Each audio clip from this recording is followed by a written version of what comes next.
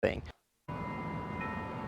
Next year, educators hope support staff get recognition. Teachers say right now, everyone from bus drivers to custodians are not making a living wage. But for schools, the budget is an improvement from last year when they saw about a $50 million boost. As far as becoming top 10 in the nation, those we spoke with say there's still room to grow, but the state is moving in the right direction. Reporting live in Tulsa, Megan Allison, 2 Works for You. Besides the education funding, several other items were outlined in the governor's budget. $200 million for Oklahoma's Rainy Day Savings Fund, $1.5 million to improve rural flood control dams, $4.6 million to add staff and increase immunizations at county health departments, and prioritizing 2 new highway patrol academies, putting about 80 more troopers on the highways in 2020. Governor Kevin Stitt sold the state plane, making good on an executive order that he announced after his inauguration. The plane, King Air, was used for the governor's travel, and back in January, he expected it to fetch around $2 to $3 million. The plane ended up selling for $1.2 million. Now, your 2 Works for You first forecast, brought to you by Route 66 Chevrolet and Nissan of Tulsa.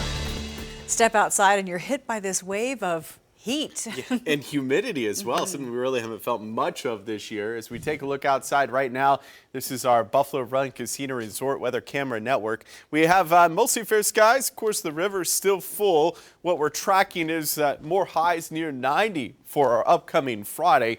Then this weekend, starting off stormy, ending pleasant, and then more potential for severe weather. Looking at early next week and the possibility of flooding. We'll tell you how much rain we can expect through the next 4 to 5 days with your 10-day forecast, which is coming your way here in just about 10 minutes. All right, thank you, Mike. Ahead of the rainy weather, the U.S. Army Corps of Engineers says their flood control efforts are paying off. Right now, the Corps is releasing 100,000 cubic feet per second of water from Keystone Dam. Tomorrow, that will drop to 90,000 cubic feet per second, and over the weekend, they'll scale it back to 80,000. Experts say those adjustments to the levels take time.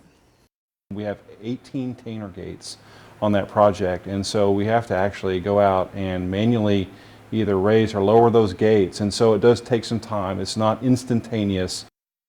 Williams says it takes about an hour to make the adjustments to those gates.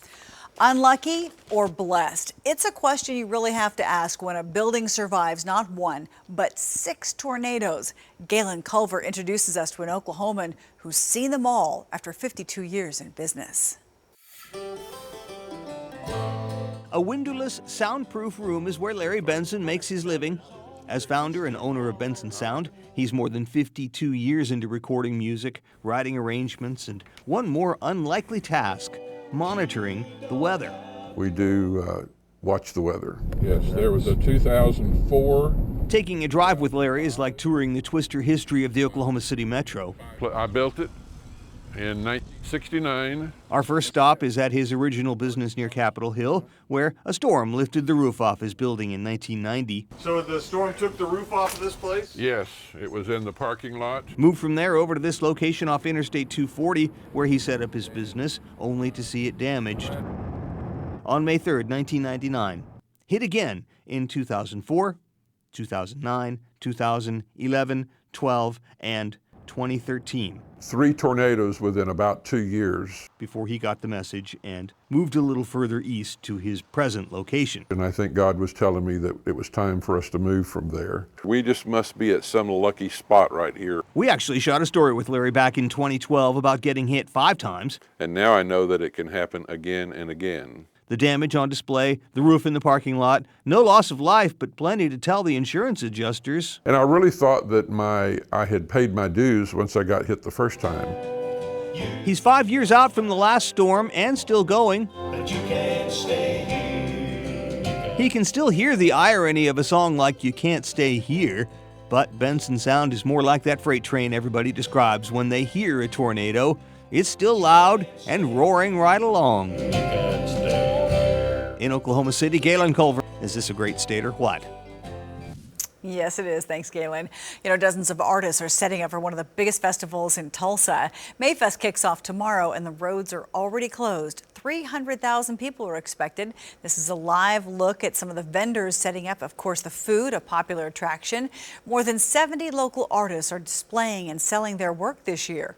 Also new, no tickets are needed for food or drinks. You could just use cash or a card.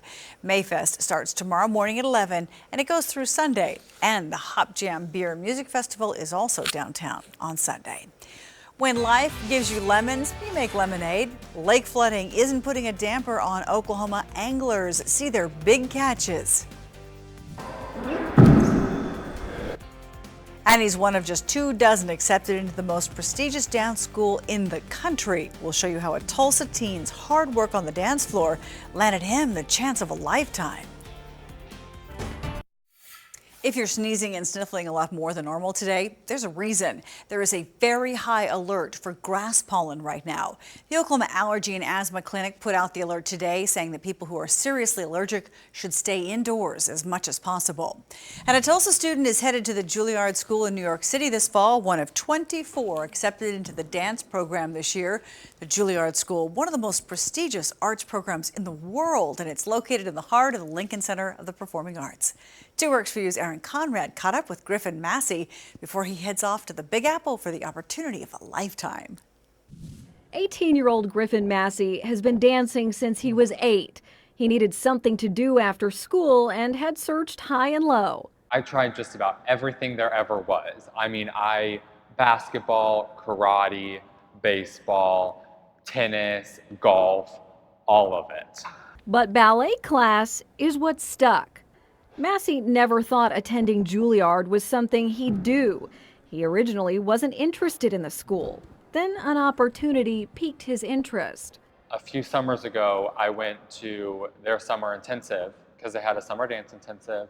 And I was like, it's just something to do for 3 weeks of the summer. And then about a week and a half into it, I fell in love. And I was like, this is where I want to be. This is where I want to dance. This is where I want to go to college. Massey was going to high school at Booker T. Washington, but started attending online classes for his senior year in order to make more time to train. So I'd be dancing around 2:15 to about 9:30, 10. That training now paying off. And you may not be able to tell, but Massey is no small presence. He's 6 feet 6 inches of calculated movement and technique. Something he says gives him an advantage on stage. But despite his intimidating talent and stature, this Tulsa teen is still a little nervous to head to the Big Apple and dance with the best of the best. It's crazy in my mind that I actually get to go there. It's insane. At the ballet bar, Aaron Conrad, 2 Works for You. And Massey's going to head to school in New York in August. South Tulsa students took a step back into Civil War time with a small-scale reenactment. The Road Demonstration Academy hosting a Civil War affair. 8th graders learning about medical technology, medicine, civilian life, soldiers, and all other aspects of the war, and then teaching younger students about what they studied. Whenever you have something that involves the actual hands-on process, and then you reenact that, that shows me, as well as everybody else, that you got what's behind it. Speakers also detailed Oklahoma's role in the Civil War. The FDA recently approved a new laser to treat gum disease. It's a problem for an estimated 85% of Americans and can cause tooth loss. Well, Dr. Randy McCormick is one of only 3 Tulsa dentists offering this laser treatment, which targets only the diseased gums and spares healthy tissue. True regeneration, which makes it to where the body can go ahead and it promotes healing, but then it can also reform all new bone and new gum tissue like they had originally before the periodontal disease ever started. Dentists like Dr. McCormick are also finding a surprising health benefit for diabetics, and the changes are dramatic. Look for that story on 2 Works for You at 10. It is a great day for anglers. Flooded lakes are bringing in massive catches like this one. Game wardens snapped this picture after someone caught this large fish below Caw Dam. It looks like a paddlefish. They say that catfish, crappie, walleye, and several others are being caught near reservoir dams. Out at Keystone, fishermen are hoping for a bite. The dam's open, and I heard there's a lot of catfish moving today. So my family members, my cousins come down here and fish all the time, and they say it'll be a good fish, and everybody else is posting on Facebook how many fish they caught.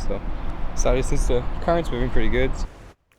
Of course, with any activity near dams, it's very important that you stay safe and pay attention to that fast-moving water. The levels do keep changing as they manage everything, waiting for those storms to come in this weekend. Yeah, more heavy rain on the way for Saturday. Unfortunately, the allergies we talked about earlier in this newscast, not good. So here's the specifics. Allergy report: trees high, grass high, mold moderate. Weeds not reporting, but grass and trees are something that we're going to have to watch over the next couple of weeks, as those will remain high. And as we look outside right now on our Buffalo Run Casino Resort Weather Camera Network, we see the river still very full, and it's going to stay that way, especially with more rain on the way for next week. So we can see highs near 90 with the severe weather potential increasing by early next week. Now, if you're going to the lake tomorrow, expect warm conditions. Here are the current lake levels. It's 88, or I should say it's going to be 88 for an afternoon high for most lakes tomorrow afternoon. Tenkiller still at 15 feet above, Keystone 25, Fort Gibson at 20 feet, and Julliard at 13 feet. So they're all high, and the Corps of Engineers doing an awesome job of maintaining those levels, and that's going to continue to be rather tricky over the next, not only the next 5 days, but the next 10 to 15. All right, 11 a.m. to 4 o'clock on your Saturday. Severe weather threat here in Tulsa, 60-mile-an-hour winds. If we get the storms in our area really early in the morning and they clear out, then in the afternoon we could see this tornado risk begin to increase. Right now, though, we're expecting wind and hail being the primary concerns during the middle of the day Saturday. Why is that? Well, we look at our future track radar, and we'll watch storms develop and push our way by about 8 to 10 a.m. across northeast Oklahoma. Those will begin to move east of the area. By afternoon, we will have some time to reheat, and potentially, as our future